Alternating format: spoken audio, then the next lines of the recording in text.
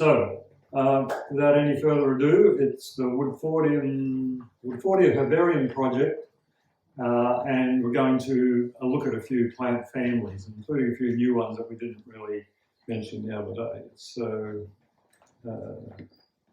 here we are at the Woodfordia Arboretum, and I'm sure this figure is correct. I've heard it before, over 100,000 trees. Yeah. Plants. Plants? Oh, plants. Not all trees. Oh, that's good. You know, we don't need... The last thing you want is a landscape that's just got all trees and no understory. So, you know, we need shrubs, we need vines and so on. A lot of those, of course, come in easily as well because we're neighbouring a national park. So a lot of the local species, even if they weren't present here, they're going to be in the area. And the birds and insects and animals and wind in particular help to, you know, move them into the area. So we're helping to set that up also as a kind of a conservation area for rare and endangered species. And there are a few of those around here, as you can see.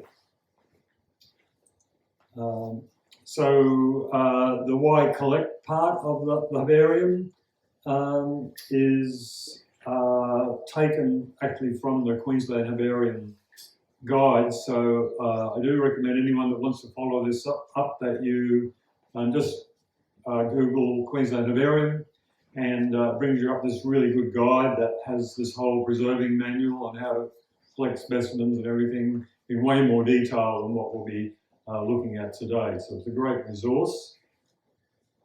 And a little bit on the left is important, permits, and that is that on public land it's illegal to actually take specimens unless you have a license, unless you're licensed to do that.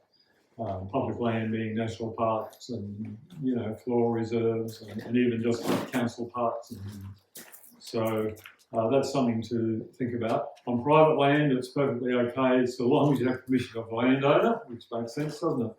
And here we have Sandra's blessing, so we can collect, and that's what we've been doing. So far, I've collected, well, probably collected 20 since I've been here, so I'll be getting around about 100 specimens, which in terms of herbarium collections is minuscule. But, you know, you have to start somewhere, don't you? And it's still a lot of work and processing to do. And, you know, we're all volunteers, most of us, and doing it as a kind of a sideline to whatever else we do. So some of the reasons, my list of reasons, part of it is, you know, I learned when I was doing a PhD, I was looking at a native species called Dodonia viscosa, and because I have a background in plant chemistry and herbal medicine, I was looking really at a lot of the ethno kind of pharmacological aspects, but part of that involved I had to go basically all around New South Wales, up into Queensland, collecting this one species from a whole range of different areas, because I wanted to compare the phytochemistry, see if it was variable in different regions. And so part of that was that I had to lodge the specimens that I had, or representative specimens, at a herbarium. And you have to do this for any research project because the herbarium is like a permanent repository where if somebody wants to replicate your work or continue working on that particular plant, you have to be sure, 100% positive, that you have the right species that you're working on. It's no good, not enough just to, you know, write up a description of it or something. So that was good. I got to meet the curator of the National Herbarium, which is in Canberra, and she gave me a tour and everything, and gave me all the, in those days, this was not that long ago, about 20 years ago, but all this stuff wasn't online, so I ended up getting all these kind of printouts sheets about this big. I had about 50 of them on all the locations where the species had been sighted before. I couldn't just go around like you can now. And so anyway, that kept me busy. But you know, it helped me realise, you know, the significance of herbarium. So I did work for a year at the Queensland Herbarium, and I'm still going there as a volunteer on a regular basis, helping to mount specimens and so on. So these are some of the online tools. There's actually a lot more than that, but these are the more sort of technical ones, I guess, that are suitable for our area, that are listed from the Queensland Herbarium. And notice that if you go on that site, they've also got a collecting and preserving fungal specimens. And for anyone here who's mycologically inclined, I just got Dwayne's newsletter or email that the Queensland Mycological Society, I think it's called, is actually running a meeting in Brisbane in January. And the whole focus is going to be on how to send in fungal specimens into a herbarium to get them checked. So the herbariums are there as a public service, so you can, anyone can send a specimen in, presumably, you know, it's picked legally and so on, or even take a photograph and send a photo in, and they will respond, and they really do have not only Queensland experts, but many of them are world-leading experts in particular families and species and so on. Okay, enough of that. So this is a part of the Woodfordia Herbarium that I've collected so far, mostly from just around the festival site. You know, I camp up at the festival hall, so quite a bit around there. Occasionally venture into the bush, but the one thing is there's an incredible diversity of species here, really unusually high diversity. And that's because people who, in their wisdom, planted these planted species from all over Queensland and northern New South Wales.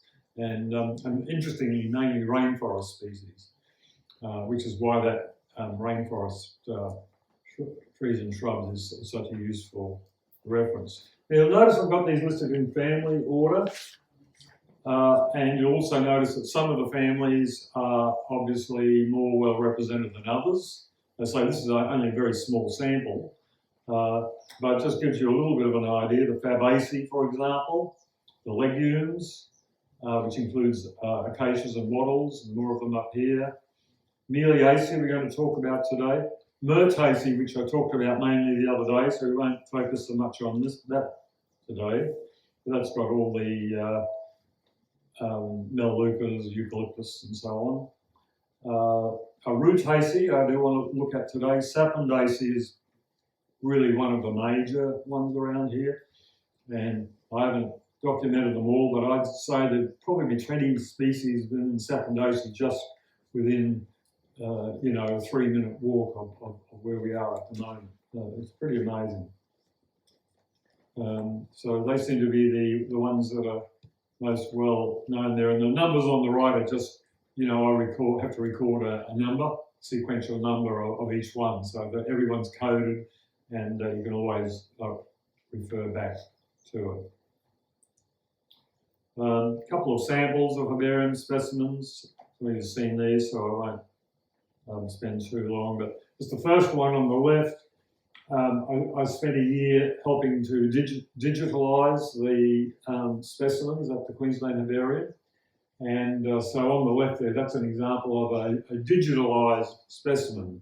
So I'm not sure if they're ready yet, but you'll be able to go online and see that, and you can see that they have things like colour coding.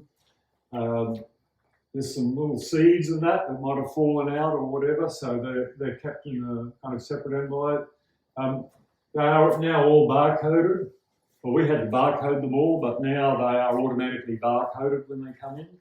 So everyone not only has a unique herbarium number, but it has the collector's unique number, the herbarium number, and now it has a barcode as well. So pretty hard to get them mixed up.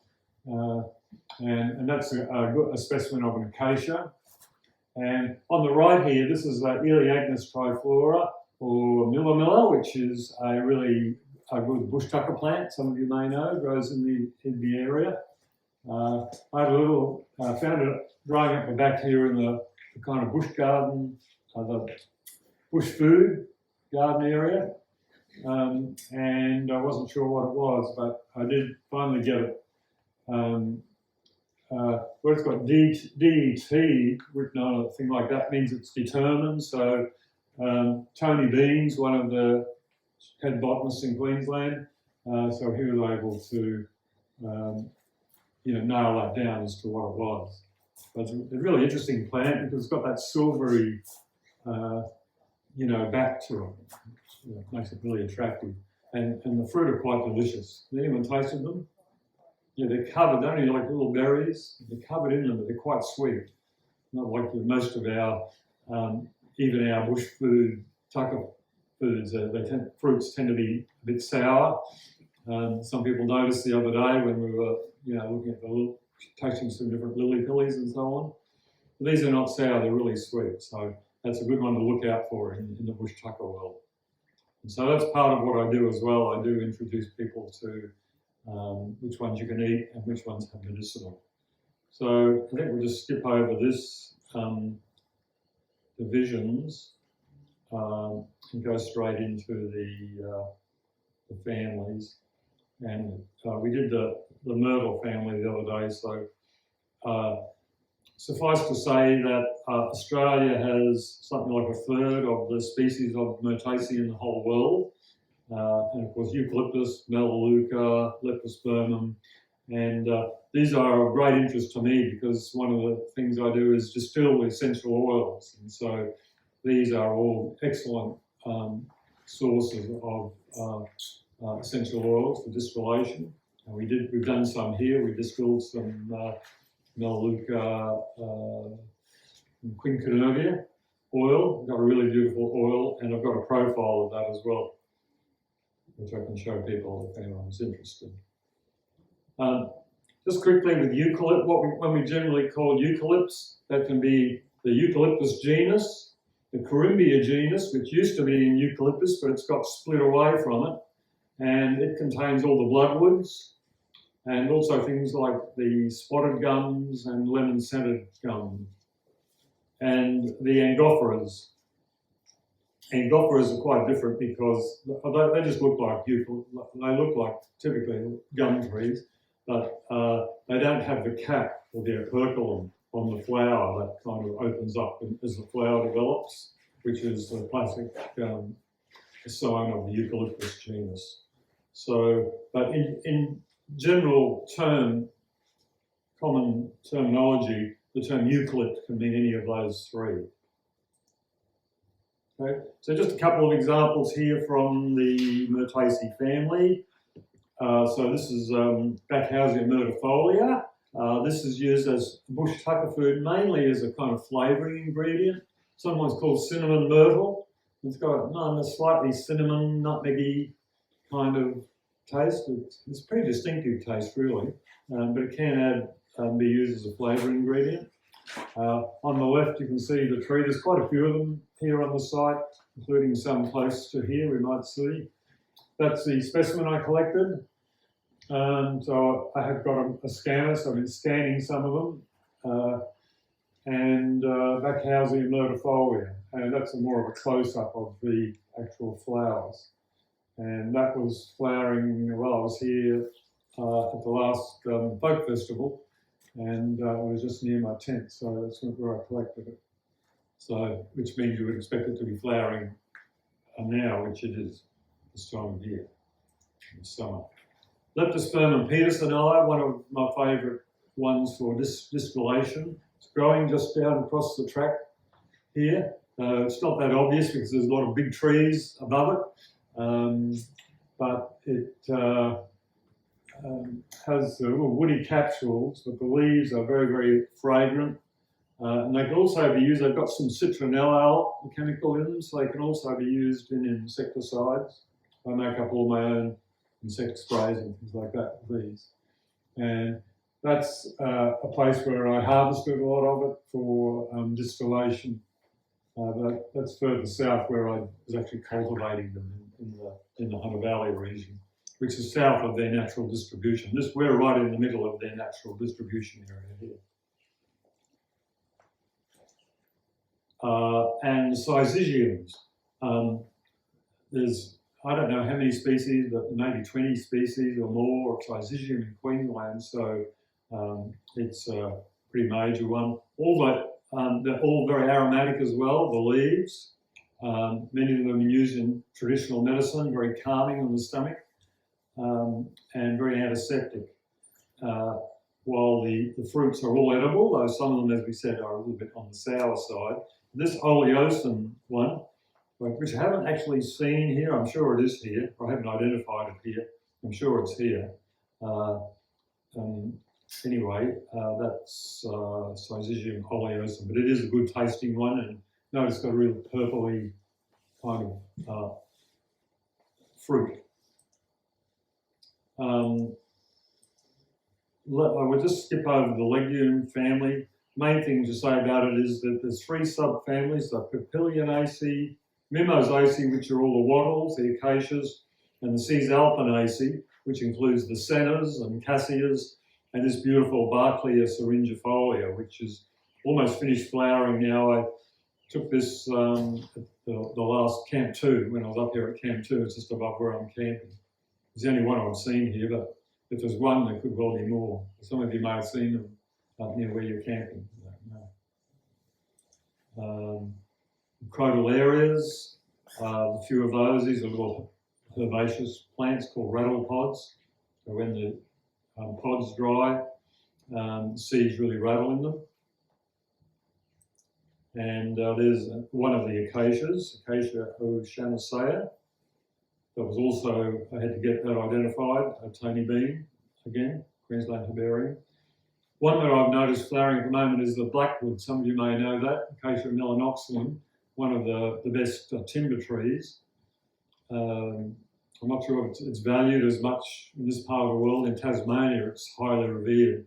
Almost, with Huon pine is a really major timber tree down there. So I've got all from Tasmania right up, I think, to northern Queensland. And there is some flowering over here at the moment. The fig family, Moraceae. Now this Strobulus brunonianus is known as the whalebone tree, and there's one just as you go up the side here, near where that little gate thing is that you come in. Tree behind that, that's what it is. It's a whalebone tree. It's in the Moraceae family. Most of the ones we know in that family are figs, ficus, and some of them are quite edible, as we found the other day, and some of them are quite tasty as well. They're all theoretically edible. Mulberry is another one, and some of you who follow the bird patterns, particularly of the migratory cuckoos, at least 2 of the species basically follow come down just as the mulberries are flowering. So if you've ever had mulberries in your yard, you're almost certain to be visited by channel-bill cuckoos and the coels as well. And then when they finish on the mulberries don't last too long, but the figs last a long time. So they're always in and around fig trees. And we do have, maybe 10 species of figs in the area, plus other exotic ones that have been planted. So there's nearly always figs around, especially during the summer months. Sapondaceae, I mentioned earlier, possibly probably more Sapondaceae plants than just about any other family in this area. The one that we're looking at there, the Diploglottis australis, is the native tamarind. Now, it's not a true tamarind. True tamarind is a legume, but it can be used in a similar way because the fruit has this kind of sourness to it. It's a bit difficult to eat straight off. Some people do. I really like eating a young lemon. Very, very sharp. But it's a good flavour ingredient because you do need to have all the different flavour ingredients, and sour is an essential part of, of cooking. And tamarind is used in Asia as one of the most widely used, sour type of foods. Other plants in that family that you may know are the lychee and rambutan. Okay, so they tend to be quite sweet, those fruit. Typically they have compound leaves. Harpulia pendula, there's several of those. There's probably seen about 10 of them just around here. There's one, I can see one right over there that's just coming into flower, but most of them are at this fruiting stage. And often when they open up, you can see the red kind of arrow that's attached to the seed inside. So that's called tulip wood, and that's a prized timber tree, and a very common one in this part of Queensland. A few others, Cupaniopsis serrata, one that's growing up there near Festival Hall. The more common tuckaroo. These are generally, Cupaniopsis generally called tuckaroos, and the common tuckaroo is Cupaniopsis anacardioides, and they're all around. It's also one of the most commonly planted trees here. Teochima tenax, bit of a tricky one to say. It's one growing right on the bank behind here. We'd be able to see it if we didn't have all those curtains there. And Jaguar pseudo-rus is one of my favourites, and there are a few around here, but they're not in flower. The Jaguar is named after the Jaguar people, the original traditional people from Brisbane area, and out to Ipswich as well. So that's a good thing. So let's move into the Malvaceae family. Now I had to put this one up. It's just taken from my garden. It's not a native plant at all, but I just love it. It's an okra. Everyone know, familiar with that okra food? No? Ladyfinger. Ladyfinger. Ladyfinger. That's what they call them from Asia. Oh, okay. Well, I guess that's referring to the shape of the pod here, or the fruit, which is the edible part of it. Excellent. I've just had some. I think I might have even had some for breakfast. It's just in the kind of. I got a lot of vegetables and just brought up a bag of them, and I think some okra might have ended up in my dinner last night anyway. But the beautiful flower, does that flower remind you of anything? Hibiscus. Yeah, like a hibiscus, isn't it? Now these are not hibiscus, but they're close relatives. Hibiscus are archetypal kind of mallows. Typically they have this kind of extended staminal something it's called. It's just like a long extension that's got all these stamens that grow off it, and then the little pistils come out right at the end. It's the male and female part. So mostly they have pretty attractive flowers. Now the Malva family has now also been enlarged to include what used to be a separate family called the Sterculiaceae. The Sterculiaceae is a really important family because one of our favourite foods is in there. What do you think would be about one of the most favourite foods in the world? That's a bit of a general question, isn't it? Mango? Mango? Oh, Wrong yeah. family, Anacardiaceae. Oh, I'm surprised you didn't say that. I know, I'm branded. It took you so long. No, that's in the Anacardiaceae, which we might mention. No, chocolate. I said Okay. chocolate. So chocolate is in the Sterculiaceae. Things like, I think, baobabs. It's very diverse. And this is actually a Sterculia that is common, grown. It's here at Woodford, very common in Brisbane where I live, along the Brisbane River and so on. So it's Sterculia quadrifida, and you can see the fruit there, and they are you can eat those. So sometimes called the peanut tree. So they actually do taste peanut-like. Even raw, you can eat them raw, and if you cook them up, they tend to taste a little bit better as well. So they're quite edible, and they're very striking. And so they're now in the Malvaceae as well. And this next one is taken from here, Androcalva fraseri, commonly known as the brown currajong. The currajongs, all the currajongs, the flame tree, Illawarra flame tree, they're all used to be in the Sterculiaceae, now they're in the Malvaceae. Don't ask me why. I mean, there's technical reasons, and a lot of it is to do now because a lot of this is determined by DNA analysis rather than just looking at botanical features.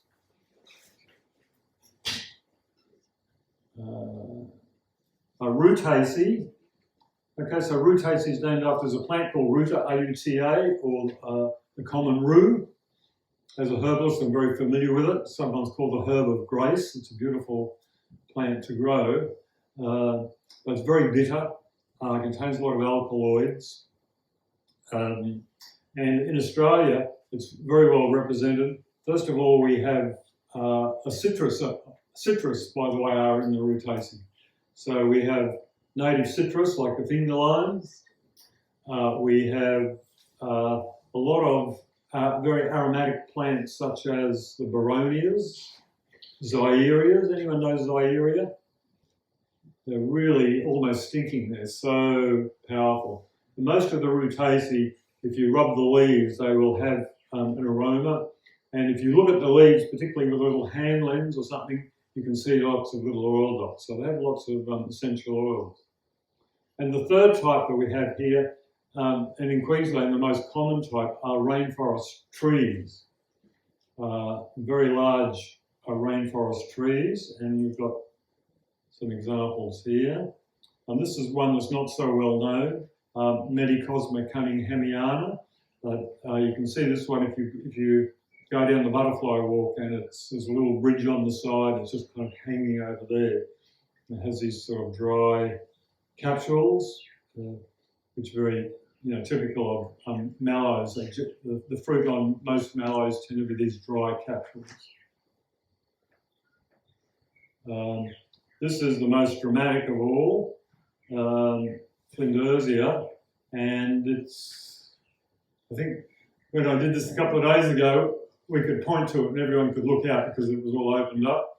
But when you go out, you've probably seen it anyway. The flowers are dying back now, but at Camp 2, they were just absolutely perfect. So I got some herbarium specimens. They're a bit tricky because they're really, really big. A bit tricky to press. So that's the tree. You can see that's where we are right there. And this is something different again. Acronychia is another rainforest tree. I wanted to put that in because there's an Acronychia acidula you may have heard of, which is commonly called the lemon aspen. And it's a flavour ingredient. And even here at the last folk festival, there was a little stall over here somewhere, and they had like little soft drinks made of native herbs. And one of them, a couple of them had this aspen, native aspen. But it actually grows up in North Queensland, but there's quite a few Acronychia species, including in this area. And so typically, see how the leaves are in trees? That's a very typical for the, that's called a trifoliate arrangement. And that's very typical of the Rutaceae family. It's some of the family signs that you can watch for. Now this is an interesting one. This is Psychomelia cope, and it's been through a few name changes, but originally it was an Acronychia as well. It's now then it was put into mealy cope.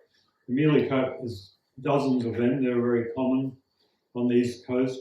Now Sarcomelia cope, I had to look that up. The sarco means kind of spongy, fleshy. So this is kind of a fleshy kind of melia cope. But why and it's commonly called a yellow aspen. Why it's of interest to me is because it contains this alkaloid called acronychine, And this alkaloid has opened up a whole field of interest in pharmacology. It has very, very powerful anti-tumour properties and a range of other properties. And there's some researchers that have over 20 or 30 years or even longer been running tests on it, mainly on animals and so on, to see if they can kind of develop cancer drugs from it. These things are very tricky because these alkaloids tend to be very toxic as well. So it's not like you can just, it's not like taking a whole plant preparation. You have to be careful with the Rutaceae, particularly the rainforest trees, that many of them contain these toxic alkaloids. Ameliaceae. So in Australia, some of our most iconic, or one of our most, what would our most iconic timber tree be? Anyone? Or which one? No. Red cedar. I heard it, red cedar, absolutely. So red cedar, probably not significant now because, you know, in their wisdom, our predecessors managed to wipe out about 99% of the red cedars over a period of a few decades. And so there's not many left, but there's quite a few here on Woodfordia that have been planted. They don't grow well in plantations either because they get a tip, I forget what it is, but something, anyway, insects keep eating the tips. They get to a certain height and then they can't get any bigger. And for timber trees, you want them big and straight, you know. But there's some great specimens around here at Woodford. So we've got that one, and let's see, we've got some examples here. Owenia is one. This grew over in the lake area, the lakes area, I think it's called, where I camped last, and that was flowering during the last folk festival. So it's a very attractive tree. And here's our red cedar. And you can see this is just in one of the camping zones. So a lot of them are just planted in those like tree rows, windrows, whatever you want to call them, there. And it's this one with the much divided leaf. Like you can see, here's a specimen. And Tuna ciliata we can see drawn over here. Andrew, that used to be called Australis? Tuna australis, yeah. No longer is it Tuna australis. Didoxylum fraseranum is the rosewood, and it is one of our most prized timber trees. And there's one growing right behind the toilet block over here. And there's another one planted just up here that was actually planted to honour someone, a Woodfordian, who passed away. I can't remember his name, but guy Michael, who tends for a lot of these, has told me about them. And he showed it to me up there. I said I should put a little, plaque or something. But anyway, it's a Didoxylum fraserianum. And on the right is Melia azederac, commonly called the white cedar. And this is really interesting because these grow all over South Asia as well and in other parts of the world. And they have spread all around Australia, even since the white invasion, to put it that way. They have spread in their own way they spread, but we've helped them spread because even in outback homesteads and so on, they are very drought resistant.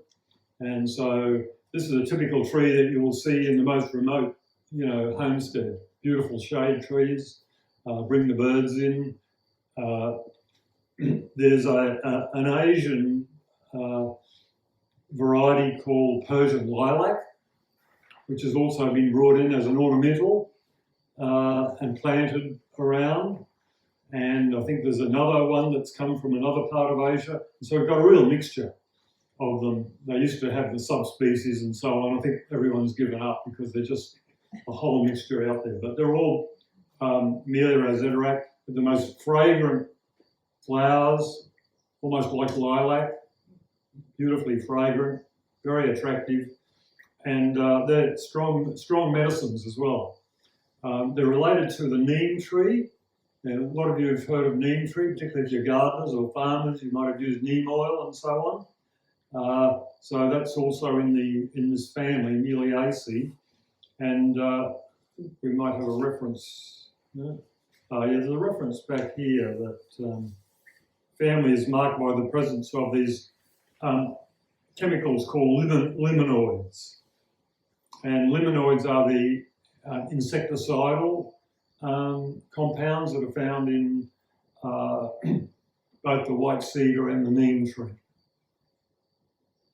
They're strong medicine. The fruits, by the way, are poisons. So the medicine is really in the leaves and the bark. These are very bitter as well, so not many people are going to, experiment with them, except, in controlled circumstances, I would imagine. And what have we got? That's as far as we get. Okay, herbarium tools and aids. So we went through this the other day. A couple of people couldn't work out why a couple of these things are here, like the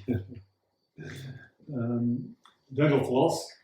What I'll do is I've got a couple of boxes of specimens here. Probably can't go through them all, but you can see some of them. The dental floss is actually used to tie the specimen down onto the mounted on the sheet, and it's not a common method, but it's one that we've learned, and my partner has been using that method. But she's in another country now, so I'm left to my own devices. If anybody wants to become an assistant plant mounter, that would be very helpful. Even at the herbarium, the botanists never have time to mount their own specimens, and they don't employ a lot of people to sit around and do it. They totally rely on volunteers, and that's been difficult. 2020, nearly all volunteer work was banned in Queensland and most parts of the world, I think.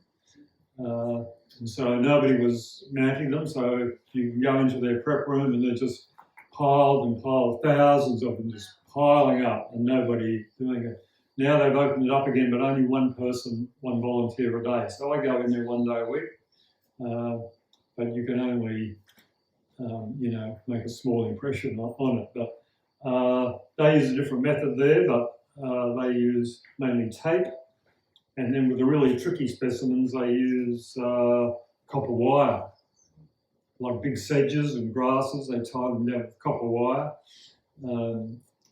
Andrew, how do they handle large, rigid leaves like coconuts? Yeah, well, that's really tricky. But if you get the guide from the herbarium, they actually go through. There's things like cycads, palms. There's a number of things that are just way beyond what you can, do on this size kind of herbarium sheet, as you can appreciate. And in some cases, they just can't be put onto a sheet at all, and so they might be preserved in a water alcohol medium, left in a bottle or something. So in the prep room, sometimes you see all these bottles of things that people have been collected. They're all labelled, and they could sit there forever. Somebody may or may not come and check it, but they're all coded, so they're coded back to the original collection.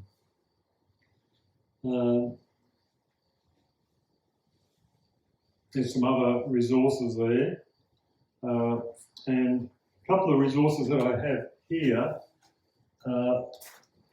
First of all, I have to acknowledge Mark Russell, who I have no idea who Mark Russell is, but he did a flora survey. I don't know if anybody here knows. You do? Yeah, council officer with Sunshine Trust. Okay. It used to be with Morton, I think. He's really good field photos. Okay. Okay. Well, thanks, Jeremy. Good information. So he's like a professional botanist that they probably had a grant or something, and he was able to do a very comprehensive flora survey. I'm not sure when this was, but probably some time ago. and so that's very helpful. They tend to be in alphabetical order, or rather in family order. And then there's a list of weeds at the back, weed species. There are other lists as well that have been compiled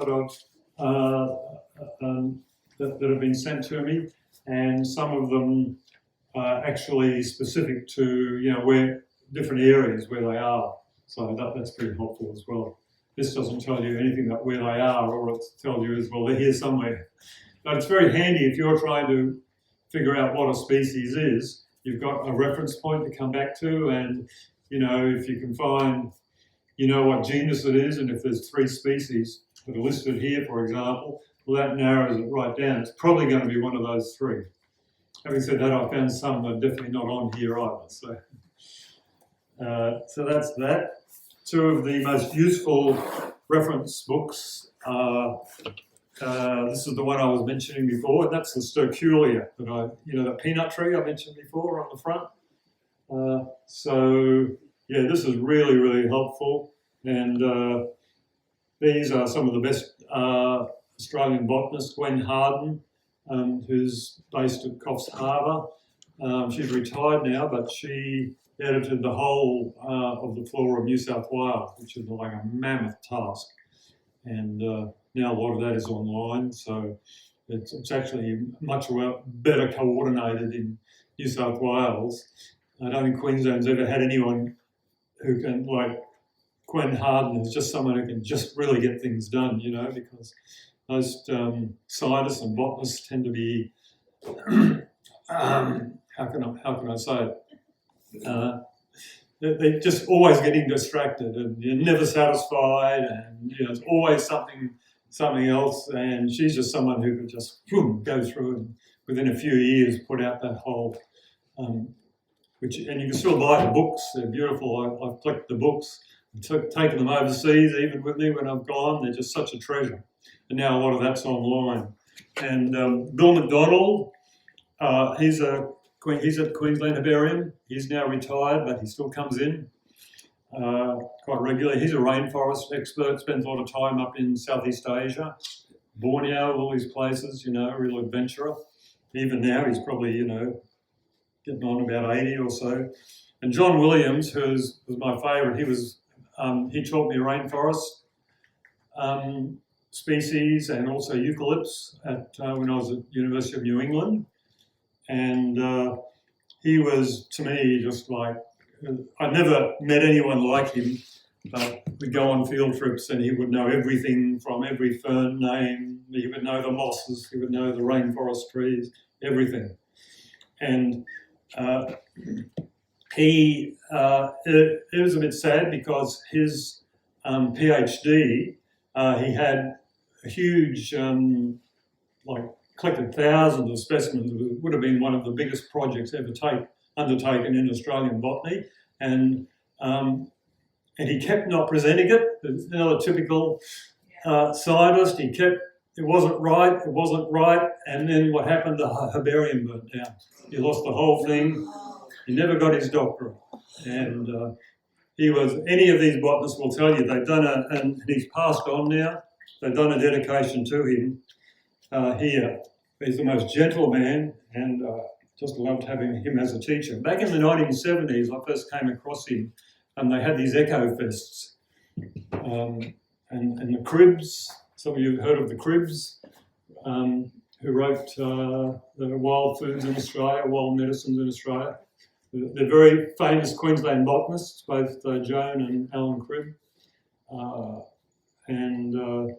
They did these eco fests, and they were showing us wild foods. And I mean, these were like the top botanists in Eastern Australia, and they were just community. Anyone could come, and we went up into some really interesting places. So anyway, that's highly recommended.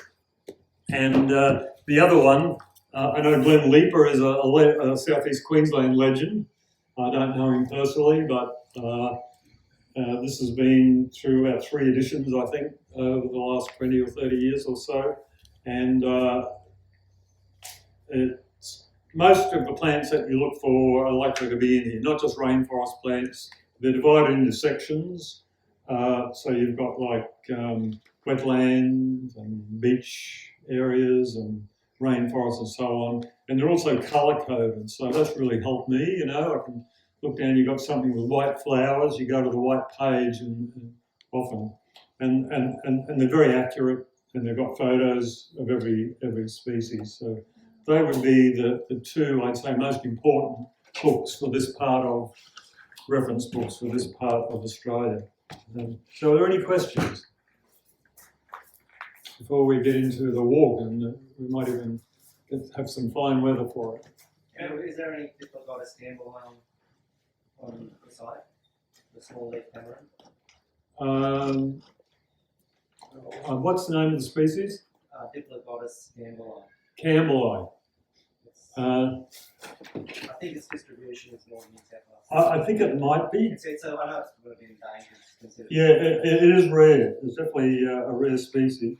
Yeah, it is listed here as a non-local species. I've not seen it or I've not collected it, so it could be here.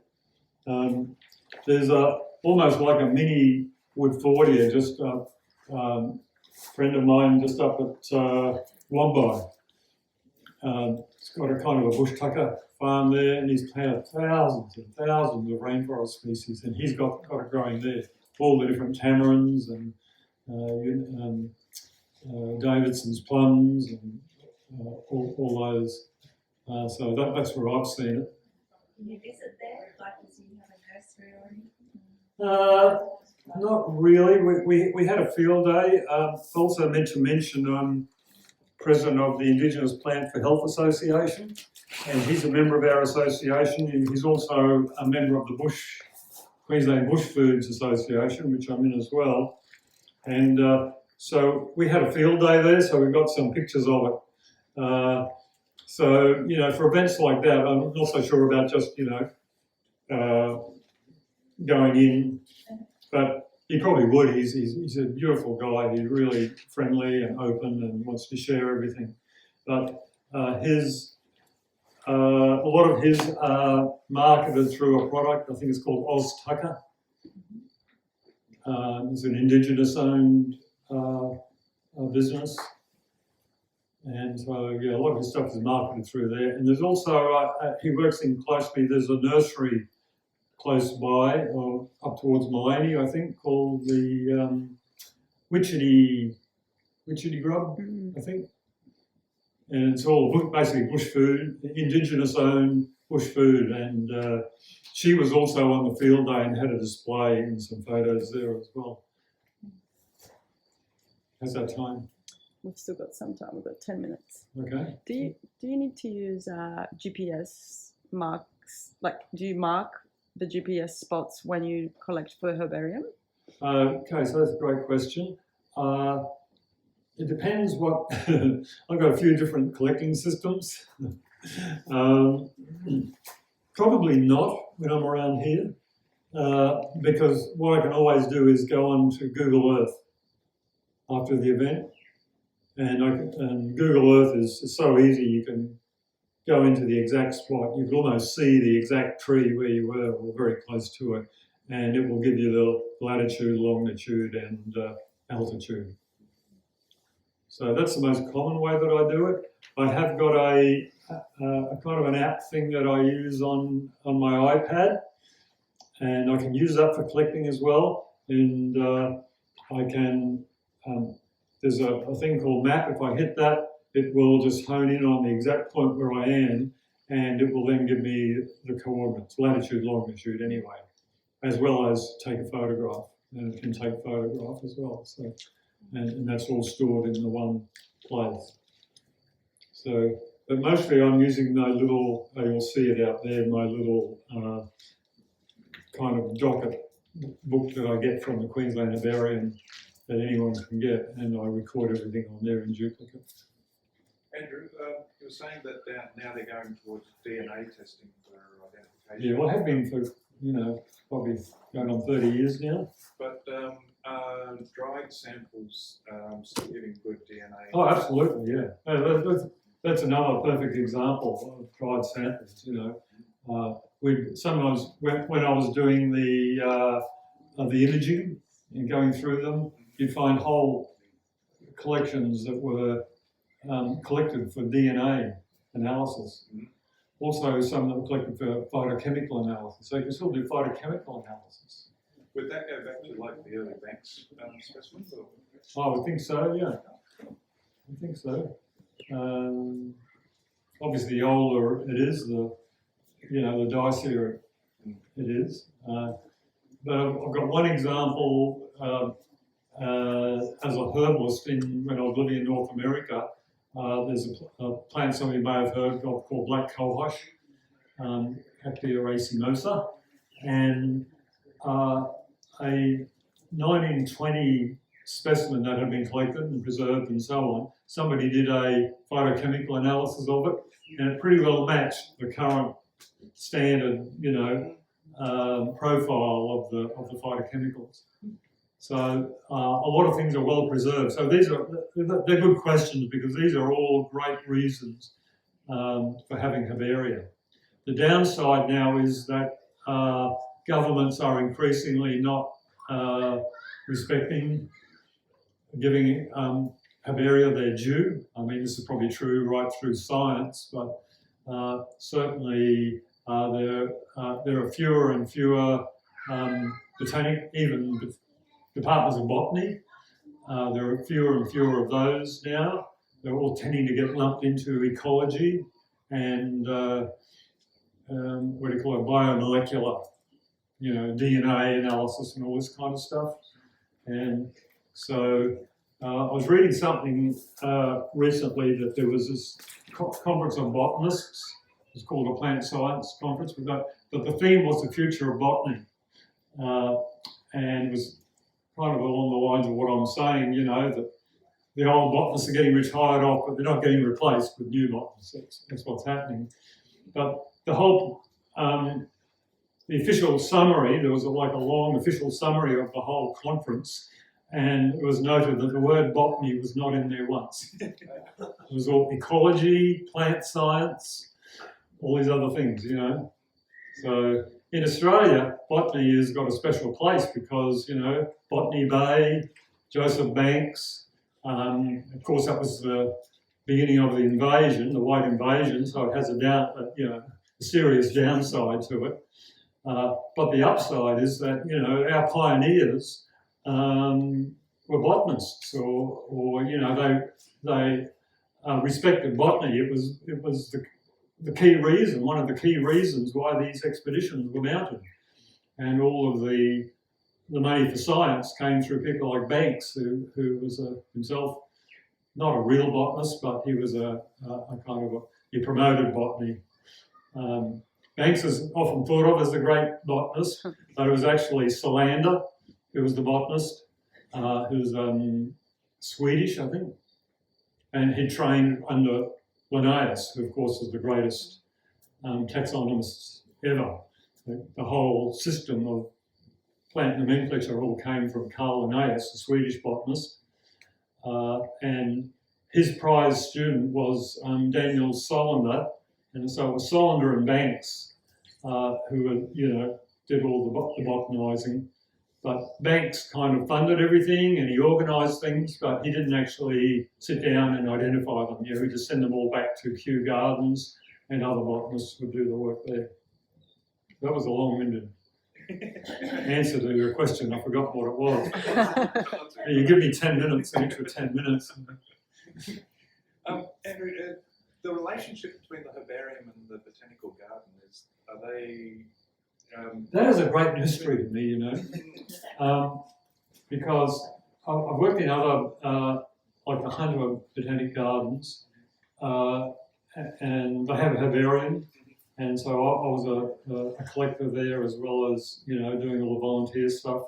But the person who was the curator of the herbaria, part of the work was also to do with the Botanic Gardens, so to do with, deciding which species to plant and a whole lot of other things like that. But even when I was going in every day to the Botanic Gardens to work in the herbarium, it just seems like totally disconnected. I don't see any like research in there that is to do with what's going on in the Botanic Garden. I'm sure it is, but it seems to be like two different worlds. Do you know if they ever release planting material? No? Like, you know, a lot of these native species. Would Yeah, there be well, any they- facility for? I think you can buy plants there. Oh, okay. Yeah, yeah. I think they have a once a year they have a major plant sale event that's kind of organised by the Plant Society. So yeah, I don't know a lot about how that works, to be honest. As I say, when you go in there, you could never speak to anyone that works in the Botanic Gardens, other than, you know, most people are friendly and you say hello, and occasionally, if you ask them what they're doing, they're usually happy to tell you.